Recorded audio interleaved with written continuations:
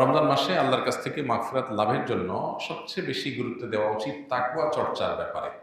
তাকওয়া চর্চা হলো রমজান মাসে সকল প্রকার গুনাহ থেকে বেঁচে থাকার সংগ্রাম করা, আল্লাহ ভীতির চেতনা থেকে। যে আল্লাহ তাআলা রমজানের দিনের বেলায় পান করা, আহার করা, হালাল খানা, হালাল পানীয় এগুলো রমজান মাসে দিনের বেলা গ্রহণ করতে যে আল্লাহ নিষেধ করেছেন, তাহলে যেগুলো আল্লাহ নিষেধ করেছেন হালাল না, সেগুলো কত জঘন্য হবে। অতএব রমাদান মাসে আমি সকল প্রকার গুনাহ থেকে, সকল প্রকার হারাম থেকে বেঁচে থাকার চেষ্টা করব। দ্বিতীয়ত, আল্লাহর কাছ থেকে গুনাহ মাফের জন্য রমাদান মাসের যে সমস্ত আমলগুলো আছে, সে আমলগুলোকে আমরা খুঁটে খুঁটে করার চেষ্টা করব। আমাদের একটা ছোট্ট চটি বই আছে, বইটা হলো মাহে রমাদানের 27 আমল। এখানে নবী করিম সাল্লাল্লাহু আলাইহি ওয়াসাল্লামের সুন্নাহর আলোকে কোরআন আয়াত থেকে রমাদান মাসে করার মতো 27টি আমলের ব্যাপারে একটা ধারণা দেওয়া হয়েছে।